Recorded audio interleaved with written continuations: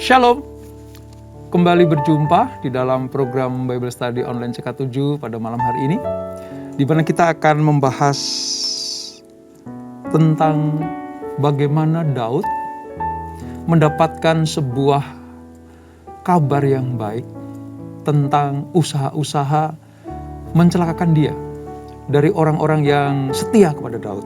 Nah, di dalam 2 Samuel pasal yang ke-17 ini kita nanti akan pelajari bagaimana Tuhan bekerja dengan luar biasa untuk Daud, hambanya yang taat dan setia ini. Namun sebelum kita membaca, merenungkan, dan mengambil manfaat dari apa yang kita pelajari, mari kita datang kepada Tuhan. Kita minta Tuhan mengurapi kita, agar kita mengerti apa yang menjadi rencana Tuhan dalam hidup kita. Kita sembah Dia, saudara. Kami datang kepadamu Tuhan, kami rindu hadirat-Mu, sebab Kau Allah yang baik. Kami percaya sungguh atas firman-Mu, takkan ragu. Kami sungguh percaya Engkau.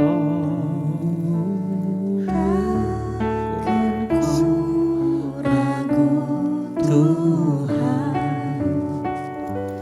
janji-Mu yang menghidupkanku, hanya padamu Tuhan ku berseru.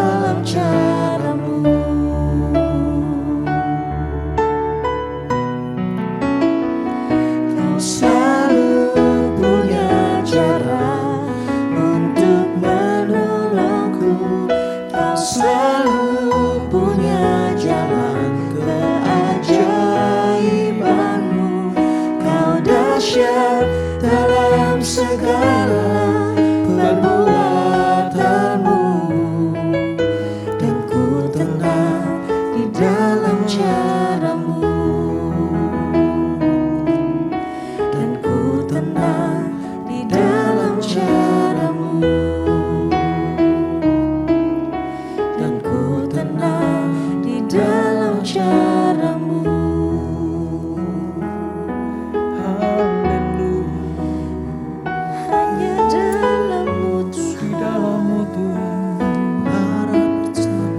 Ada jalan-jalan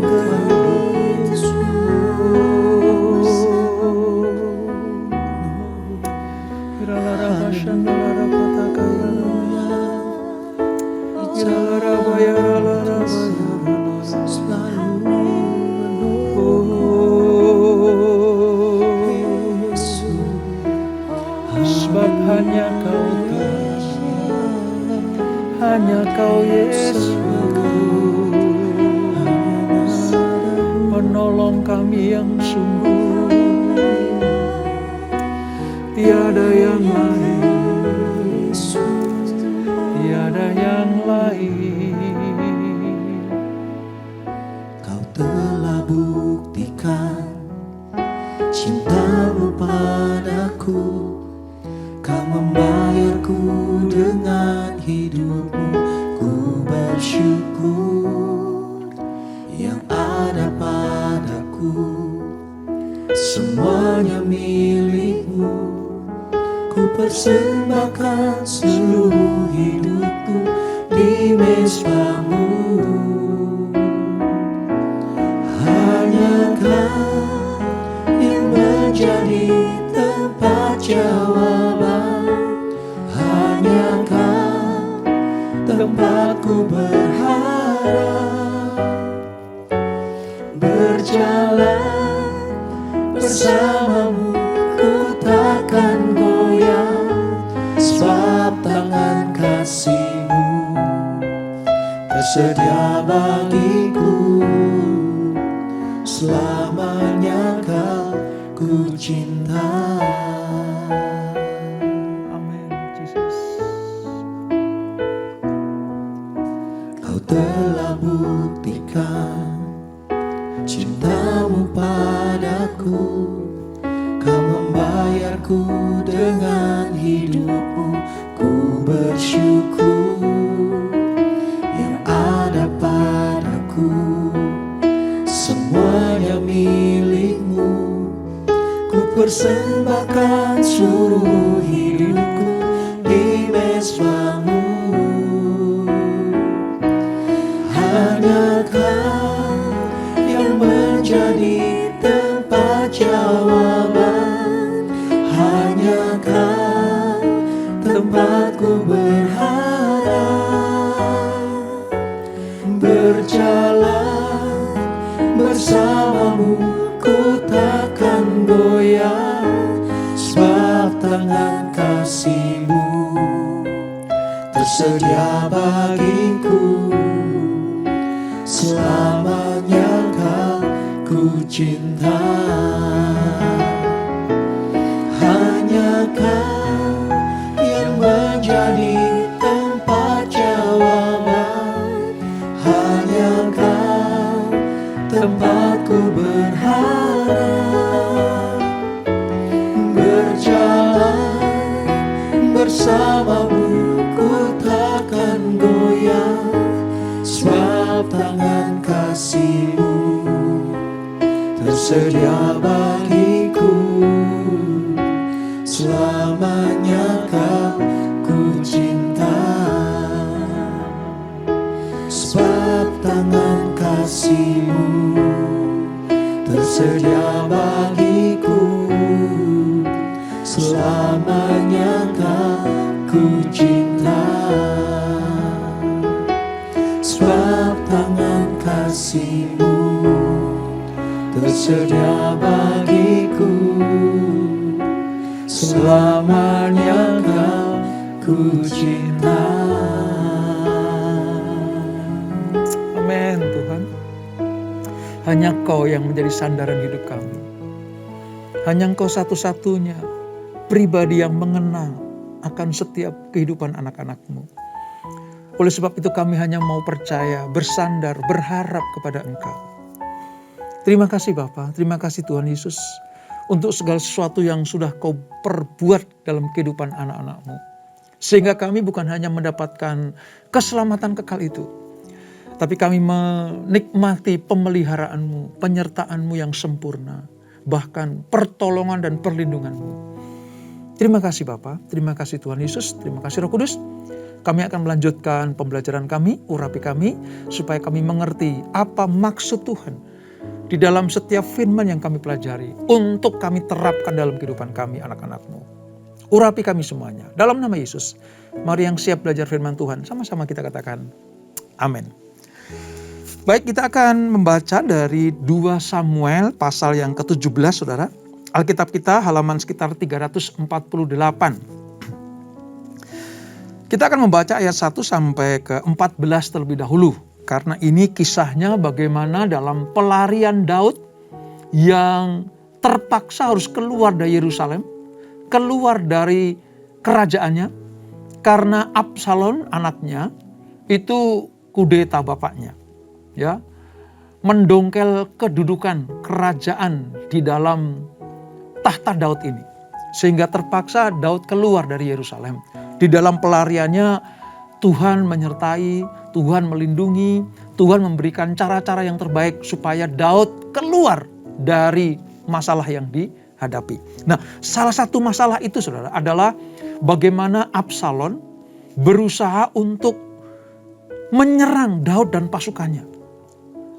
Anak kandungnya sendiri, Absalom itu anak kandung Daud, berusaha untuk membinasakan bapaknya supaya Absalom menjadi raja dan diakui di seluruh Israel, menggantikan bapaknya yaitu Daud. Nah, seperti apa cara-cara Tuhan melepaskan Daud dari usaha pembunuhan dari anaknya ini yaitu Absalom? Mari kita lihat saudara, ayat 1 sampai ke 14 demikian firman Tuhan. Nasihat Ahitofel digagalkan oleh nasihat Husai. Di sini ada satu tokoh namanya Ahitofel. Siapa itu Ahitofel? Dia adalah penasihat Daud sebenarnya. Penasihat Daud. Tetapi begitu Absalom itu makar saudara, mendongkel kedudukan bapaknya sehingga Daud harus lari dari Yerusalem, Ahitofel sekarang memihak kepada Absalom. Jadi ikut di dalam kelompok Absalom yang menentang Daud sehingga Daud sampai keluar dari Yerusalem. Itu Ahitofel. Berkatalah Ahitofel kepada Absalom. Jadi waktu Absalom minta pertimbangan bagaimana supaya kerajaanku kokoh, maka Ahitofel itu berbicara, memberikan saran dan nasihatnya. Izinkanlah aku memilih 12.000 orang. Maka aku akan bersiap dan mengejar Daud pada malam ini juga. Aku akan mendatangi dia selagi ia lesu dan lemah semangatnya, dan mengejutkan dia. Seluruh rakyat yang ada bersama-sama dengan dia akan melarikan diri, maka aku dapat menewaskan raja sendiri.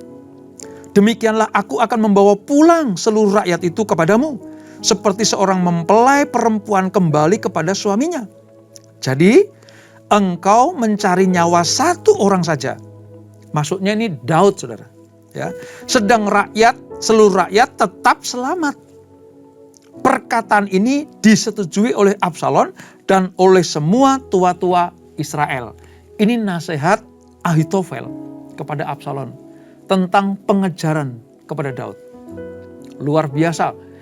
Ini dulu penasihat yang setia dalam kubu Daud, sekarang membelot ke kubu Absalom. Itu Ahitofel. Ayat 5 sekarang. Tetapi berkatalah Absalom, panggillah juga Husai, orang Arki itu, supaya kita mendengar apa yang hendak dikatakannya. Nah, tokoh yang kedua adalah Husai. Siapa itu Husai? Husai adalah penasihat Daud juga. Dia setia kepada Daud. Tapi ketika Daud keluar dari Yerusalem, di dalam pasal yang ke-15 saudara, Daud bilang begini, Husai, kalau engkau ikut keluar ya melarikan diri dari Absalom, kamu hanya akan membuat perjalananku itu berat. Kamu akan menyusahkan aku. Adalah lebih berguna kalau kamu tetap ada di istana. Kamu ada di lingkungan istana. Sebisa-bisa mungkin dekat dengan Absalom. Supaya apa? Apapun yang direncanakan, apapun kejadian di istana, engkau bisa melaporkan kepadaku. Jadi dalam hal ini, kesetiaan Husai kepada Daud, itu Daud memerintahkan, menugaskan dia untuk menjadi mata-mata sebenarnya. Di dalam kerajaan Absalom yang sekarang sini ada di Yerusalem. Artinya kalau ada gerak-gerik apapun, siasat apapun, ya, rencana apapun dari Absalom, engkau memberitahukannya kepadaku. Itu perintah Daud kepada Husai. Nah, Absalom tidak mengerti akan strategi Daud ini. Sehingga apa? Absalom panggil Husai. Ini ceritanya, saudara. Ayat 6. Ketika Husai datang kepada Absalom, berkatalah Absalom kepadanya demikian. Beginilah perkataan yang dikatakan Ahitofel. Apakah kita turut nasihatnya? Jika tidak, katakanlah. Lalu berkatalah Husai kepada Absalom. Nasihat yang diberikan Ahitofel kali ini tidak baik. Artinya Husai berlawanan pendapat dengan Ahitofel. Gitu. Kata Husai pula, engkau tahu bahwa ayahmu dan orang-orangnya adalah pahlawan.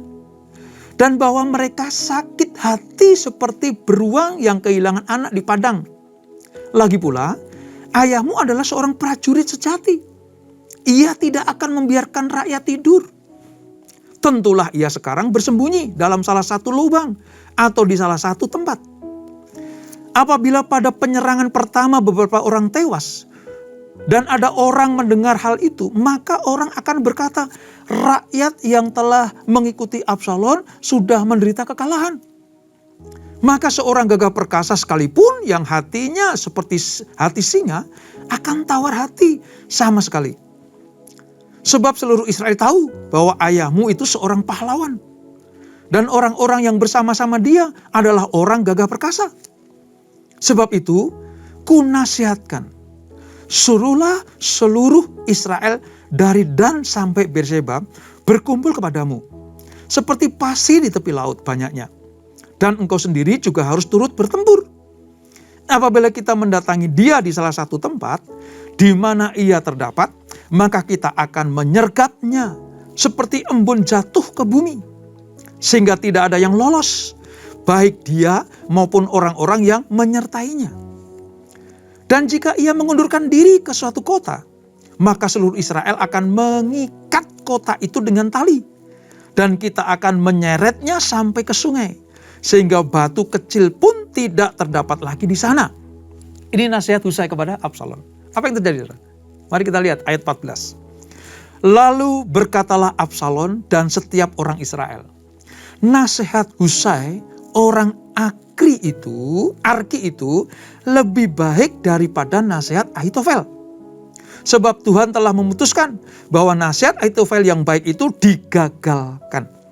Dengan maksud supaya Tuhan mendatangkan celaka kepada Absalom. Nah, dari apa yang kita baca ini, saudara, kita bisa mengerti betapapun manusia merancangkan sesuatu, nanti pada akhirnya kehendak Tuhanlah yang terjadi. Saudara pernah membaca tentang kisah Ahitofel. Nasihatnya tidak pernah gagal. Nasihatnya dianggap petunjuk Allah sendiri itu. Raja-raja dari Israel, ya, mulai dari Daud sampai dengan Absalom sebenarnya percaya bahwa Ahitofel itu nasihatnya tidak pernah gagal. Dia telah menyatakan kehendaknya bahwa ayo kita serang. Aku akan bunuh Daud, kata Ahitofel. Satu orang ini saja, nggak usah yang lain. Begitu Daud mati, nanti semua Israel pasti akan mendukungmu. Hai Absalom, kira-kira seperti itu. Nah, Ahitofel betul-betul memberikan sebuah nasihat sebenarnya jitu, saudara. Ya, tapi mari kita lihat. Sekali lagi ya, betapapun manusia punya rancangan, tetapi Allah yang menentukan. Oleh sebab itu sebenarnya, Daud itu agak gentar ketika diketahui Ahitofel memihak kepada Absalom. Karena jika Absalom mengikuti nasihat Ahitofel, Daud akan hancur. Daud akan hancur. Karena memang jitu sekali nasihat dari Ahitofel ini. Tapi Tuhan selalu ada di balik pengiriman Husai oleh Daud untuk menggagalkan nasihat Ahitofel itu. Ini rancangan Tuhan. Sekali lagi ya, rancangan manusia itu selalu ada di bawah rancangan Tuhan. Ya. Rencana manusia boleh disusun dengan luar biasa, tapi keputusan kehendak Tuhan itu pasti yang terjadi. Termasuk dalam peristiwa ini. Nah, mari kita lihat. Mengapa saya katakan tadi bahwa nasihat Ahitofel itu jitu sekali. Ya. Di dalam pasal 16 yang kemarin kita pelajari, sebenarnya Absalom itu atas nasihat Ahitofel supaya meniduri gundi-gundi ayahnya. Supaya apa, saudara? Supaya ayahnya lebih benci lagi kepada dia. Supaya Daud lebih benci lagi kepada Absalom. Ini akan menambah semangat pengikut Absalom. Untuk apa? Menghancurkan Daud. Itu nasihatnya. Kalau kita mundur sejenak ya, di pasal 16 ayat 21, nasihatnya supaya Absalom mencuri gundi-gundi ayahnya. Dan itu dilakukan, saudara. Yang kedua, nasihat Ahitofel. Ini mumpung Daud dalam pelarian. Harus segera dikejar dan dihancurkan. Sebelum Daud menyusun kekuatan dan strategi untuk melawan balik nanti. Sebelum Daud melawan balik Absalom, maka dia sedang bersiap-siap, justru kita serang. Itu nasihat Ahitofel. Nanti caranya begini, nggak usah semua dibunuh, Daud saja. Jika Daud dibunuh, maka semua rakyat akan tahu sudah nggak punya raja lagi. Dengan demikian otomatis nanti Absalom lah yang akan diakui sebagai raja. Ini nasihat Ahitofel. Sebenarnya jitu. Nah, tetapi nasihat yang jitu ini mampu digagalkan oleh Husai. Karena nasihat Husai itu bertolak belakang dengan apa yang diusulkan oleh Ahitofel. Dengan demikian Husai mematahkan argumentasi Ahitofel. Menurut Husai, kondisi kepepet Daud ini bisa membuatnya nekat malah. Ini saya rangkum ya saudara, seperti ini. Menghadapi orang yang nekat itu berbahaya, kata Husai. Pasukan Absalom nanti bisa kehilangan keyakinan kalau sampai kalah. Maka sebenarnya tujuan nasihat Husai melemahkan motivasi pasukan Absalom. Saran Husai untuk menghimpun semua kekuatan agar dapat sekali pukul menghancurkan Daud dan pasukannya, sebenarnya dia sedang mengulur-ulur waktu agar Daud sempat untuk menyusun kekuatan. Ingat ya, Husai ditempatkan Daud di dalam lingkungan kerajaan Absalom. Supaya apa? Memberikan kabar, memberikan berita, memberikan info kepada Daud. Apapun yang dilakukan oleh Absalom dan orang-orangnya nanti, supaya Daud mendapatkan strategi untuk menghadapinya. Dan itu nasihat Husai. Ya. Lalu apa yang terjadi, saudara? Ketika Husai menyampaikan paparan itu, Absalom lebih memilih Husai. Mengapa? Karena akal Husai, masukan Husai ini masuk akal. Mengapa masuk akal? Husai menegaskan bahwa Daud adalah seorang prajurit yang hebat. Ini bahasa sehari-harinya. Hei Absalom, kamu jangan main-main dengan bapakmu. Daud itu, bapakmu itu seorang prajurit yang hebat. Ingat gak? Bahkan sebelum kau lahir pun dia sudah mengalahkan Goliat. Orang Filistin kalau menghadapi Daud, lari. Dia memiliki jiwa kepemimpinan yang luar biasa. Sangat berani. Dan berpengalaman sejak masih muda. Belum lagi pengikut Daud, walaupun sedikit, itu pahlawan. Itu orang yang gagah perkasa. Termasyur karena keberaniannya. Dan mereka menguasai semua seni peperangan. Jangan main-main. Husai ngomong seperti itu, saudara. Ya. Lagi pula mereka semua geram terhadap engkau, hai Absalom. Ya. Yang menjadi dalang dari semua kejahatan ini. Husai berani menyampaikan seperti itu, saudara. Jadi kalau engkau tiba-tiba menyerang Daud, oh kita kalah pengalaman. Ya. Daud akan marah, bertempur dengan membabi buta, dan akhirnya kita kocar-kacir. Itu nasihat Husai. Dari apa yang dipaparkan Husai ini, Absalom akhirnya memilih menerima nasihat Husai. Hal ini mungkin, saudara, karena nasihat Husai lebih cukup masuk akal. Juga kelihatan lebih luar biasa hasilnya. Apa itu? Yaitu seluruh pasukan Daud hancur. Bukan hanya Daud yang mati, tapi semua pengikutnya akan dihabisi. Kalau nasihat Ahitofel tadi kan hanya Daud yang akan dibunuh. Gitu. Mari kita lihat. Kita tahu sekarang. Alasan utama ditolaknya nasihat Ahitofel adalah semua atas kedaulatan Allah. Yang mengatur itu Tuhan. Sehebat apapun nasihat Ahitofel, sejitu apapun nasihatnya, kalau Tuhan punya rencana memakai Husai untuk menahan gempuran Absalom kepada bapaknya, itu semua karena rencana Tuhan. Jadi, kalau kita mendapatkan hal-hal yang tidak baik dari orang lain, saudara, ada strategi-strategi yang dipakai musuh kita. Ada usaha dari orang-orang yang ingin mencelakakan kita. Katakanlah, kuasa kegelapan ingin membuat kita binasa. Lihat ya, datang kepada Tuhan. Supaya apa?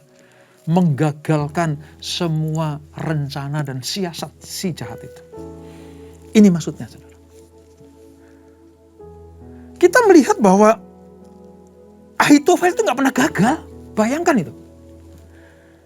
Absalom harusnya bisa saja mengikuti nasihat Ahitofel. Jitu, saudara. Ini betul-betul orang bilang cespleng. Tapi rupanya Allah mau kayak Husai. Dan ini, ketika kita ada di dalam rancangan Tuhan, hidup di dalam kebenaran, maka siasat-siasat iblis, panah-panah si jahat yang dirancang dan ditujukan kepada kita, Allah yang sanggup menggagalkannya. Manusia boleh merancang, tapi akhirnya Allah yang memutuskan apa yang terjadi. Jangan khawatir dengan kelihayan dan kelicikan musuh untuk memperdaya kita sebagai umat Allah. Kita memiliki Tuhan yang berdaulat. Hikmatnya akan memampukan kita untuk tetap berdiri teguh menghadapi lawan-lawan kita dan siap untuk menghancurkannya. Sebab bersama dengan Tuhan kita cakap menanggung segala sesuatu. Jika ada rencana besar untuk melawan orang-orang pilihan Tuhan, itu oleh Allah bisa dibalikkan. Justru akan menjatuhkan dan menggagalkan rencana jahat itu. Nah, dari apa yang kita pelajari, saudara? Mari, ketika kita ada di dalam barisan tentara Allah, ketika kita melakukan kehidupan yang benar, baik, suci, mulia di pemandangan mata Tuhan, jangan takut. Mungkin kita seperti Daud, sementara keluar dari istana atau kerajaannya, melarikan diri karena terpaksa, saudara. Daud itu lari dari Absalom bukan karena takut sama Absalom. Daud itu lari keluar dari Yerusalem menghindari pertumpahan darah. Daud tidak mau ada pertumpahan darah antara dia dan anaknya. Antara pasukan dia dengan pasukan Absalom. Karena sebenarnya yang mengikuti Absalom juga banyak. Termasuk tadi Ahitofel tadi. Yang mengikuti Daud itu sedikit. Tadi Ahitofel bilang kan, ini cuma sedikit walaupun kecil. Daud itu kecil pasukannya. Husai juga memberikan nasihat. Sekalipun ini kecil tapi dia tuh berbahaya. Kira-kira seperti itu. Ya. Kalau toh kita menghadapi masalah, problem hidup seperti Daud. Sementara kita harus keluar dari kenyamanan, keluar dari kenikmatan, keluar dari posisi kita. Pastikan saudara hidup benar di hadapan Tuhan, maka Allah akan melindungi. Siasat si jahat, strategi-strategi kuasa kegelapan yang tidak menghancurkan kita sebagai anak-anak Tuhan akan dibalikkan Tuhan. Justru akan menggagalkan siasat itu, menggagalkan strategi itu. Sebab kita ada di bawah naungan kasih setia Tuhan. Pastikan kita bersama dengan Tuhan. Pastikan hidup kita benar di hadapan Tuhan.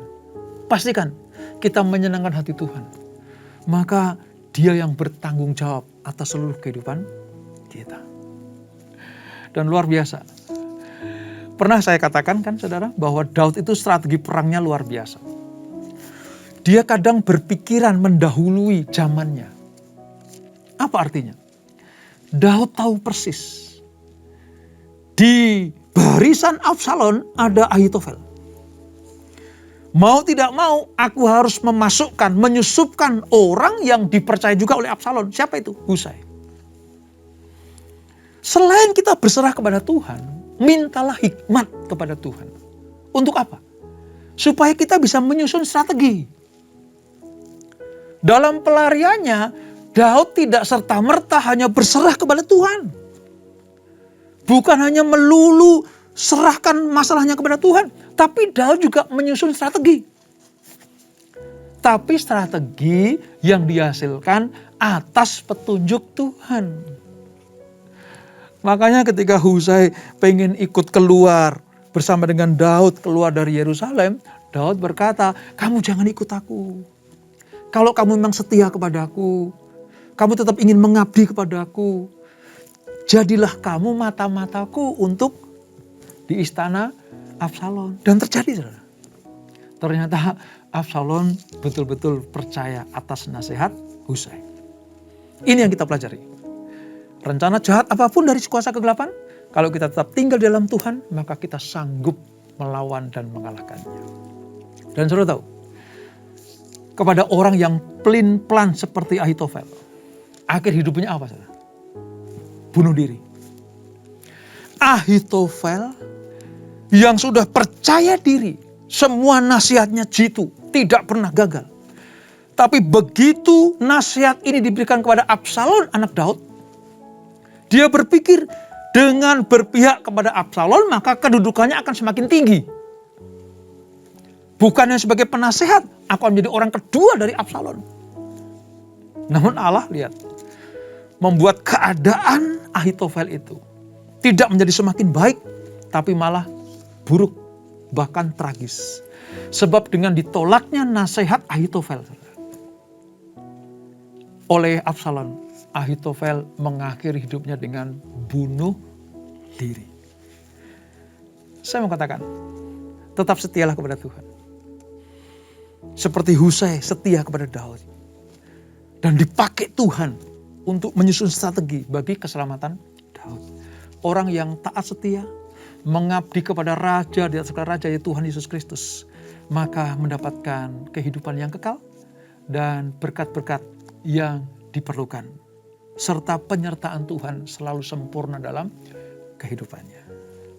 Jadi inilah 2 Samuel pasal yang ke-17. Rancangan manusia bisa gagal. Rancangan si iblis pasti gagal. Oleh siapa? Oleh Tuhan yang berdaulat. Rancangan jahat akan dikalahkan oleh rancangan Tuhan yang benar dan baik itu. Kita tundukkan kepala. Bapa di surga, terima kasih untuk pelajaran dari 2 Samuel pasal 17. Kami melihat bagaimana Tuhan mengatur segala sesuatu. Ya, di tangan kanan Absalom ada Ahitofel yang sudah terkenal kejituannya. Tidak pernah gagal nasihatnya.